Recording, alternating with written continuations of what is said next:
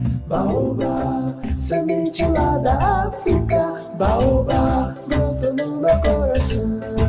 Baobá, aqui também é sua casa. O Baobá cultural de hoje é absolutamente diferente. Primeiro, a localização. Nós estamos no prédio do Egrégio Tribunal de Justiça do Rio Grande do Norte. Um tribunal de longa história e que eu me acostumei a admirar. Como advogado, como participante das litas jurídicas, por conhecer personalidades, cada uma mais importante do que hoje. O Baobá Cultural escolheu para convidar uma pessoa que eu tenho especial atenção e admiração, longa admiração, porque ele é um juiz justo, um juiz que cumpre rigorosamente o sentido de buscar a justiça. Não lhe interessa saber o estreito limite de uma lei, mas o sentido que a lei determina, a busca de justiça, de dar a cada um aquilo que lhe pertence. Trata-se de um cidadão muito conhecido como desembargador hoje, o desembargador Saraiva. Simplesmente desembargador Saraiva, Francisco Saraiva Sobrinho. Um homem simples, humano, cordial, que recebe qualquer pessoa que chega no seu gabinete, que trata o pessoal dos seus funcionários como amigos, o que é uma coisa diferente, sem aquele sentido da superioridade que o cargo às vezes permite aos que exercem a magistratura, mas a simplicidade da pessoa. E a sua vida é simplesmente fantástica. Eu queria voltar à ilha de Fernando Noronha para que ele dissesse como começou a trabalhar. Me parece que a primeira coisa, o primeiro trabalho dele, já menino, rapazinho, foi lavador de prato, não é isso? É isso, senhor. Inicialmente eu gostaria de cumprimentar a todos, na verdade, e dizer da minha satisfação de estar aqui ao seu lado. Até porque, para mim, você é um ídolo. Você é um modelo de professor, de advogado, de amigo. E as circunstâncias, em alguns momentos da vida, têm nos aproximado. Não é? Eu fui, sim, sou filho de verdureiro, meu pai e minha mãe, tinha uma banquinha no Alecrim. E muitas vezes eles iam 3 horas da manhã para a feira e não tinham como me deixar, que não tinha quem ficasse comigo. Então eu era levado para esta feira e lá dormia. Na Feira do Alecrim? Na Feira do Alecrim, embaixo da banquinha, naqueles caixotes. Debaixo da banquinha? Debaixo da banquinha. Eu era um pouquinho grande e aquele caixote, eu tinha que me encurvar, mas conseguia dormir. Então eu fui criado nessa expectativa de sofrimento, que posteriormente me enalteceu, né? E nós estávamos numa situação difícil, morando em Natal, no Carrasco. Hoje o Carrasco é uma maravilha, mas antigamente só morava no Carrasco quem realmente... O nome já era meio bravo com um bairro tão importante, mas que era tão sofrido. Aí fomos levados por meu tio, que morava lá em Fernando Noronha, na época do americano, onde tudo em Fernando Noronha era no dólar, né? E nós fomos, para escapar, fomos para Fernando Noronha. E eu acompanhei meu pai, da minha família, dos rapazes, eu era o mais velho, mas na época com 6, 7, 8 anos, e conheci aquela beleza, que pelo momento vivido, na época que eu cheguei, era um momento militar, plena revolução, as coisas eram um pouco difíceis. Mas eu consegui, logo jovem, com poucos anos, meu pai me colocou para trabalhar no DETURP, que era o único hotel que existia na cidade, Departamento de Turismo do Rio Grande do Norte chamado. E naturalmente eu não tinha função. Era um hotel de turismo, de e turismo, único. Mas destinado mais aos militares, a grande verdade é essa. E eu fui lá, lavador de prato, faxineiro, com muito orgulho, viu? Aí fui evoluindo, auxiliar de cozinha, de cozinheiro, né? E vivi momentos muito bons. Você chegou a cozinhar e fazer alguma coisa? Não, eu só ajudava, né? Principalmente a maionese. Corta essas aqui, a batatinha, aquele negócio todo. Nós tivemos essa experiência muito boa em Fernando de Noronha. De sorte que eu sempre evoluí de alguma forma. Como eu disse, lavador de prato, garçom, cheguei a garçom no final, não é? Aí fui ser operador de radiofonia. Esse foi o momento alto. Esse foi o momento alto. Que era o único meio de comunicação que Fernando de Noronha tinha com o continente, que a gente chamava de continente. E era Recife, onde tinha uma base que apoiava, abastecia Fernando de Noronha. E eu era o locutor na época, né? Você chamava? Chamava, por exemplo, Recife, Noronha chamando. O cidadão lá dizia Noronha, Recife atendendo. E a gente passava mensagem de solicitação de compra, de ordem dos oficiais. E foi um momento que eu também cresci muito. Você não se sentiu assim militarizado? Eu era apaixonado. Eu vivia dentro do quartel quando não tinha o que fazer. E disciplina? Disciplina absoluta, muitas coisas interessantes. Mas eu admirava muito aquela vida. Agora achava rigorosa, né? Aquele incidente que a gente estava conversando, de eu recebendo um rádio, o termo era esse, e dar o toque que o coronel havia chegado, o comandante, e eu não me levantei, porque estava copiando, porque era copiando mesmo na mão. Copiava na mão? Na mão, não tinha mensagem. Né, tinha copiado, não tinha gravador, não tinha não. E tinha que copiar direito. E quando ele passou por trás de mim, eu me levantei, quando eu passar, o senhor se levante. Eu disse, sim, senhor. Aí quando eu me levantei, ele me baixou. Era aquele momento revolucionário, muito interessante, muito bom. Superioridade, o ar. Absoluta. Superioridade. Me diga uma coisa, e a beleza de Fernando de Noronha, as praias, você gostava da praia, mergulhava, participava lá? Não sei se você conhece o hino de Fernando de Noronha. Eu conheço bem. O hino. Não. Entre ondas bravias azuis, há um céu que a todos... Conheço Fernando de Noronha. Então, a coisa mais linda do mundo. Para onde você ia, e naquela época não existia... Como é que é? Você se lembra do pedacinho aí? Entre ondas bravias azuis, sob um céu sempre cheio de luz, há um pedaço desta terra que a ilha a todos seduz. Era muito lindo. Maravilha. O coronel, o comandante, tocava e cantava essa música e eu ficava olhando para ele no piano, era uma coisa muito interessante. E a ilha realmente é um paraíso. Até hoje, mesmo com uma quantidade de turistas que lá chega, realmente é um paraíso. Aí tem um pico. Pra você ter uma ideia, Deus, ninguém acredita. E eu não preciso mentir. Aquele pico eu subi. Meninote levado pela empolgação das turistas, eu querendo me mostrar, que as turistas, cada uma mais linda do que outra. Embora para subir o pico, eu me botaram no meio, quando você sobe a primeira escada, não dá para voltar mais não. Porque as duas só uma escada. Eu bati lá em cima, daquela sensação terrível, mas realmente é um paraíso. Uma vez eu estava lá na praia e houve uma coisa interessante. É que me disseram que era um costume, uma brincadeira. Eu perguntei, passou um peixão e eu perguntei a um homem que estava lá parado na praia.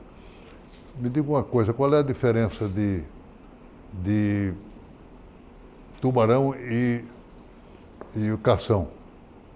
Ele disse, é muito fácil. Cação é quando você come ele, e tubarão quando ele come você. É claro que eu não fui mais lá. Você tomou banho nas praias de lá? Tomei, mas em coincidência interessante, naquela época não havia muito tubarão. Com a chegada do turista, quando a povoação aumentou, realmente atraiu mais. Né? Porque a pesca, o que atrai tubarão, ou é uma pessoa, raramente, mas a pesca local. Mas havia os pássaros? Havia os pássaros, a pesca era mais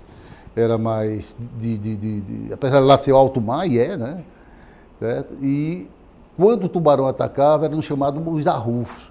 Eu me lembro como se fosse hoje na praia do Itaucabre, vários pais de família para sobreviver, que a vida lá não era fácil, né? Vinha tudo, como eu disse, abastecido por Recife, e nós íamos pegar peixe. Papai entrava, aí vinha aquele cardume em direção à praia, perseguido pelos tubarões. E ali, papai pegava com a mão e todos os outros, e jogavam para trás, para a areia, e nós enchíamos o saco.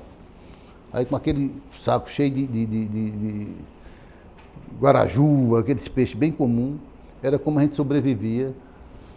Salgava, ninguém tinha geladeira nessa época, e a gente passava, foi como nós escapamos. Lá não havia praticamente geladeira. Não havia geladeira, não havia O conforto. colégio era militar ou era O colégio, mais aberto? O colégio era um pouco militar. É tanto que a maioria dos professores eram os oficiais, que nós não tínhamos quadro qualificado. Era o tenente, era o capitão, o coronel Jaime, era professor de matemática, rigorosíssimo. Tem umas passagens dele que eu não posso nem contar aqui, porque Era bravo. era bravo. Mas só lembrando, para vocês terem uma ideia, ele estava dando aula de logaritmo, matemática, e lá para as tantas, quando ele terminou a aula, ele olhou assim, entenderam? A gente tinha um medo dele terrível. Sim, senhor. Aí o cabo Leitão, um cabo do exército antigão, disse, coronel, mais ou menos. Diógenes. Aí ele pulou em cima desse cara, disse, mais ou menos o quê? Seu filho de uma. Mais ou menos é medida de ou você entendeu ou você não entendeu. Porque se você não entendeu, eu repito tudo. Agora, mais ou menos. Eu estudei, fiz um ginasial, antigamente chamava ginásio de Fernando de Noronha, todo, como Vera também, em Fernando de Noronha. Um ensino rigoroso. Oficiais cobravam mesmo.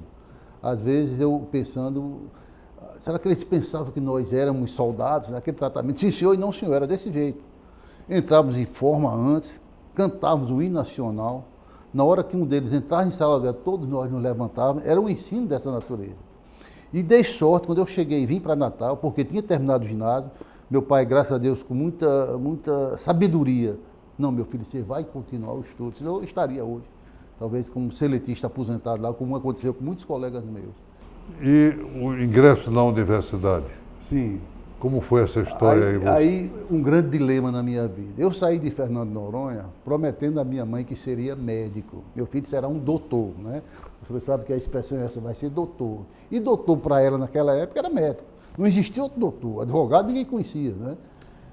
E eu vim com esse compromisso. Formação boa no Estou Xuxo, não tinha tempo muito, era meio um pouco cabeludo é bicho danado. Depois, graças ao Ornelli, graças a você, foi que eu tirei a cabeleira, que eu comecei a me disciplinar, não é?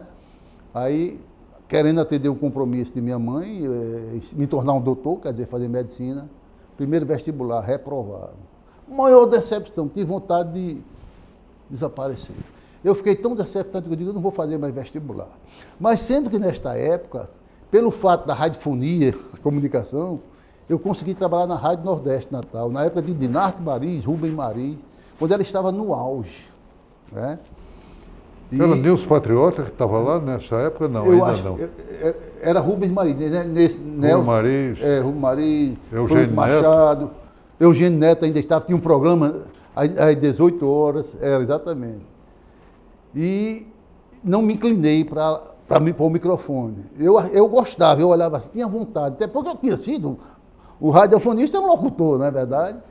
E ali na Rádio Nordeste, eu comecei a, naturalmente, querer atender o desejo de minha mãe, que era ser médico.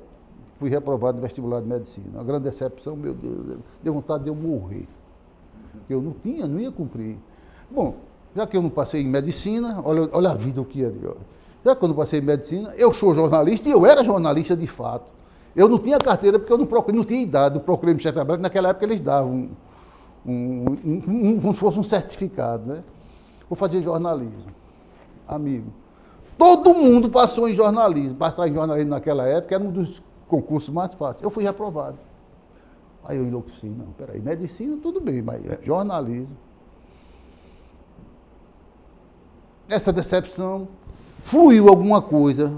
Eu digo, Diógenes, que eu sou juiz, magistrado, que eu fui ungido. Eu não fui aprovado, eu fui ungido. Aí, de repente, faça direito. Vou fazer direito. Faça direito. Só foi o que deu. Aprovado e bem aprovado. Na época, inclusive, Jorge Galvão foi meu contemporâneo de universidade. E terminei direito. E eu fiz um curso de direito também sofrido. Porque eu trabalhava em rádio nunca pagou bem a ninguém, você sabe, eu acho que até hoje não paga. Né? E nessa época já, Dinarte Mariz querendo se vender, e vendeu depois para Finito Rodrigues, não é? E eu, dificuldade financeira terrível, papai mandava um dinheiro lá de Fernando para pagar uma casa que nós tínhamos da Coab, eu comia o dinheiro porque não tinha como fazer isso, não é? Aí, vestibular, passei. e fiz um curso. Tive a honra de ter você como meu professor, um excelente professor de Direito Comercial, por isso que eu digo, eu tenho você como guia, como assim, um retrato de sucesso, né? Terminei, não é? Fazer Direito. O único da turma que passou para juiz, Saraiva. Por isso que eu digo, eu fui ungido. Eu não tinha aquela capacidade. Eu tinha disciplina escolar, porque estudei com militar. Ou estudava ou ficava de castigo, né? Chego no Xuxo, um ensino excelente, que era o melhor ensino que tinha. A partir do diretor, que não queria nem cabeludo lá, porque acho que cabeludo, né, fazia outras coisas, né? Aí o único da minha turma de 1985, 75, desculpa, que passou, posteriormente vieram Soledade, hoje a nossa colega de embaixadora Berenice Capuchu, mas na minha época o único que passou fui eu. E Deus me deu essa glória de me tornar juiz. Era uma coisa que eu sonhava, mas não imaginava, que eu achava muito difícil, alcançar aquilo ali. Eu, menino pobre, sem livros para estudar, que eu não tinha livro para estudar de hoje. Eu pegava muito pelas aulas, sabe? Aí tive a alegria de estudar com você, Delgado, grande estimulador da juventude. Acho que eu sou um juiz hoje também por conta de Delgado. Eu era tão inocente naquela época que uma vez eu perguntei para ele, meu professor Delgado, por que é que juiz tem tanto poder? Nesse capítulo sobre do juiz, né? Ele olhou para mim assim e disse, meu filho, por que tem, viu? Por que tem, viu? Aí eu tive aquilo como uma lição, né? E eu me tornei juiz. Delgado, você sabe que foi meu colega de turma, foi meu colega de escritório de advocacia, e fizemos concurso para juiz juntos. Fomos nomeados, só que eu não quis na época, eu tinha medo de ser juiz para... Estadual ou federal já? Estadual aí. Porque depois foi federal, né? Depois ele resolveu fazer, depois de fazer, eu fiz 2 concursos de juiz. Isso eu fiquei muito orgulhoso, porque fui aprovado, nomeado, mas na época eu ganhava como advogado já mais do que ganharia como... E tinha medo de ir para o interior. Sim. Mas você foi para Pendência, como foi em Pendência lá? Aí aprovado o concurso, tudo bem, escolha de comarca, que na época era uma escolha política. O grande secretário de Interior e Justiça, o eterno secretário de Interior, era Manuel de Brito. E ele trabalhava muito bem nessa parte. Então, vaga para a comarca tal. Ele consultava naturalmente o prefeito da cidade, o deputado da região, olha, tem esses nomes aqui, quem você gostaria de quem? E eu sempre era recusado. Não, quem é esse cara? Ninguém sabe quem é. Mas, por fim, todos escolheram e eu fiquei por último. Ninguém queria Pendências. E eu fui nomeado para a comarca de Pendências, que era uma pendência. Você tem uma ideia, era havia tanta pendência jurídica e também administrativa. A própria cidade, a pendência do meio, a pendência do alto e a pendência de cima. Era uma coisa interessante que bateu, certo? E ali eu dei meus primeiros passos. Até importante que tem Manel Rodrigues de Melo, Geraldo Queiroz, Geronço, uma maravilha. Grandes personalidades, né? E eu, naquela época, a gente não tinha formação nenhuma de onde. Hoje você tem uma escola de magistratura, passa 6 meses estudando. Logo depois, dependência, aí já foi para Apodi. Pronto. Só Apodi com certeza.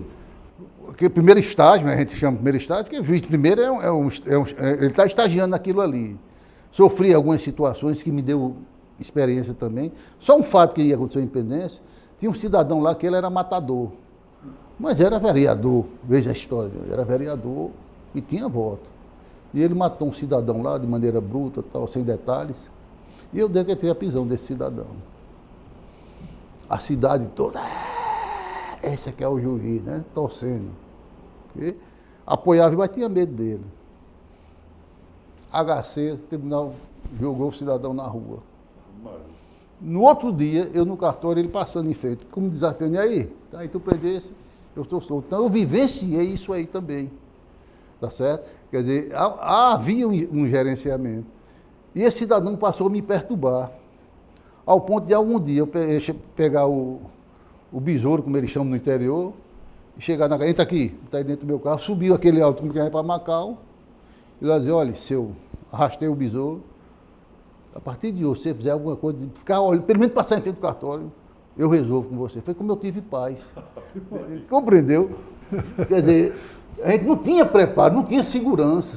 O meu delegado era um delegado tenente desse, que não de carreira, aposentado, que era coisa... E naturalmente... Então, com essa base de pendências, eu fui para Apodi.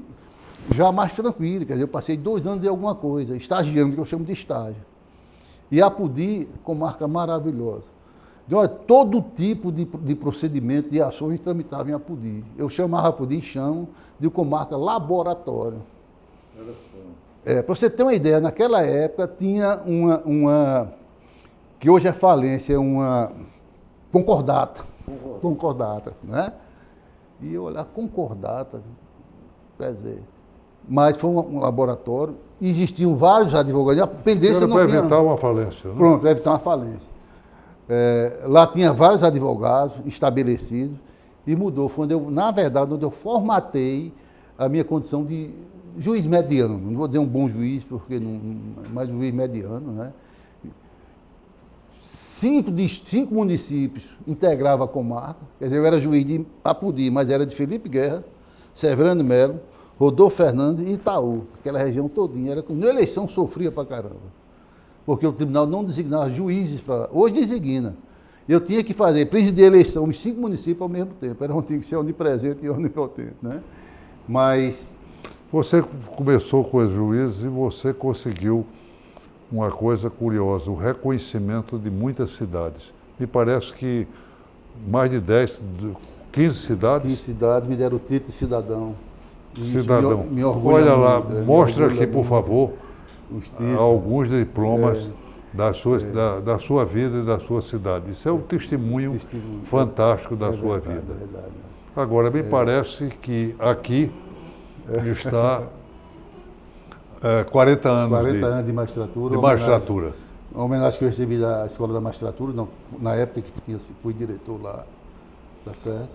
Então, muito importante. Você teve Mossoró novamente para vir para Natal. Foi. Em Apodi, eu aprendi muitas coisas. A comarca, como eu disse, a comarca laboratório. Só para você ter uma ideia, Diógenes, quando eu assumi a comarca, já melhorado, né? Porque eu tinha passado 2 anos e, eu estagiei em pendências. Aí cheguei a Apodi, a comarca laboratório, mas suprida com advogados.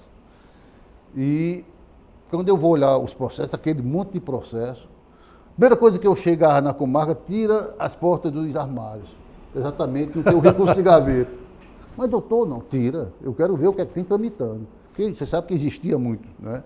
Hoje não existe mais, não. E estava lá tramitando mais de 100 ações de pedido de óbito fora de prazo. Pedido de registro de óbito fora de prazo. Eu digo, óbito fora de prazo? Tem alguma coisa errada. Aí oficiei a prefeitura, por que está acontecendo? Não houve resposta. Oficiei os médicos que davam os atestados, a causa-morte, não deram resposta. Aí eu fiquei pensando, meu Deus, me ajuda, como é que eu vou fazer isso aqui? Porque um registro de óbito fora de prazo naquela época pressupõe o quê? Uma enganação. Porque a causa-morte era um motivo, e para requerer uma pensão, uma aposentadoria, tá certo? E esse pessoal era enterrado sem o óbito. Aí, digo, bom, vou chamar o coveiro da cidade para falar comigo. A dona Cecília disse que na época, inclusive a mãe da doutora Denise, mas doutor Sara, você vai falar com o coveiro? Eu vou. Eu quero esse homem aqui amanhã de 8 horas, eu quero conversar com ele. Quero saber por quê. Quantos coveiros tem na cidade? Ele só tem um. Eu disse, melhor ainda, porque é só com ele, né? Aí o cidadão chegou no dia seguinte, eu me apresentei a ele muito arrumado, né? Todo na goma e o chapéu. Eu lembro, seu fulano, tira o chapéu para a justiça. Primeira... doutor, desculpa, tirou tal. E, pois não, eu estou aqui e tal. Quando ele falou, eu senti logo um cheiro de cana. Aí o cara bebeu para falar com o juiz, mas eu entendi, Deus me iluminou. Ele bebeu para ter coragem de falar com o juiz. Esta é a grande verdade. Tomou uma. Aí eu comecei a falar da importância dos documentos das pessoas, do registro, da carteira de identidade. E quando a pessoa morre, eu falei, o documento mais importante, não só para ele que morreu, mas para a família. É o atestado de óbito, é quando ele requer pensão, requer aposentadoria. Tá certo. O senhor entendeu o que é registro de óbito? E quem expede esse atestado, esse registro de óbito, no atestado, o atestado é o médico, né? O médico tem que dizer, para constar, morreu disso. É o cartório.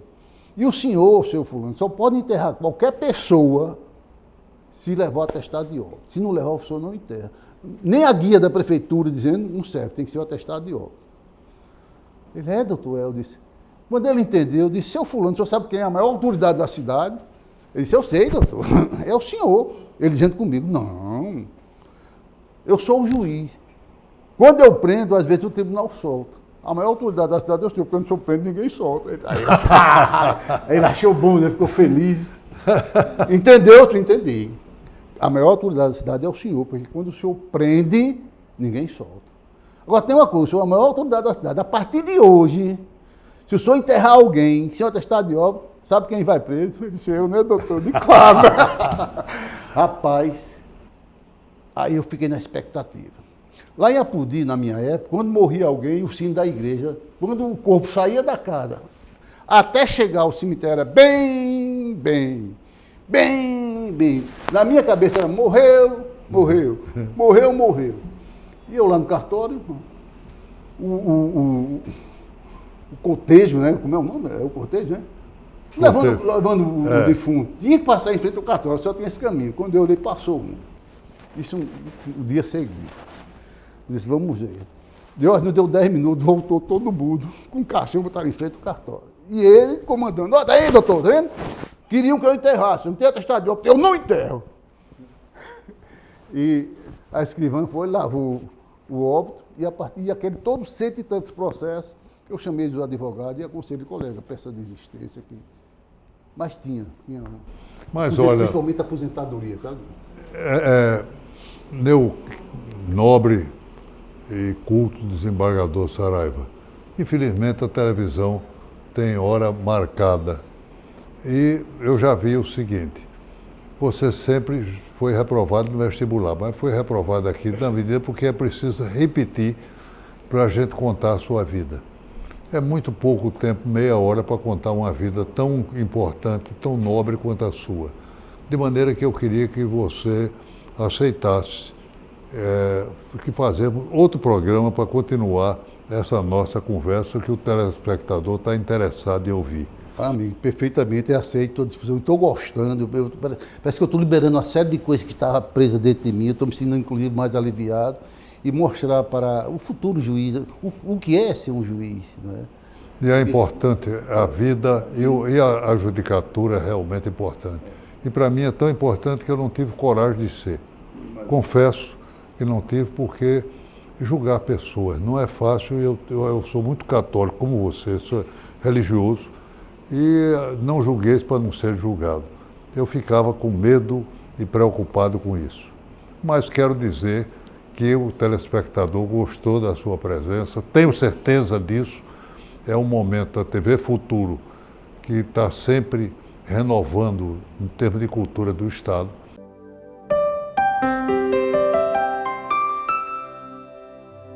Eu quero indicar para vocês um livro, e desta vez me permita, o livro é de minha autoria. Este livro, sobre Câmara Cascudo, Um Brasileiro Feliz, é a 4ª edição. E agora eu estou dizendo esse livro porque uma grande editora quer fazer a 5ª edição, e mais bonita e mais bem feita. Eu espero que seja. E quando eu levei para Cascudo esse livro, era homenagem aos 80 anos dele, ele disse que não gostava do título porque estava chamando os outros brasileiros de infelizes. Mas depois ele adotou e muitas vezes me encheu o peito, porque ele dizia, eu sou o que Diógenes da Cunha Lima disse, eu sou o brasileiro feliz. Deu declaração, fez crônica, fez artigo dizendo essa história. Então, recomendo quem puder ler nas bibliotecas, onde tiver, no sebo que está por aí, está esgotado a 4ª edição, mas vem a 5ª por aí.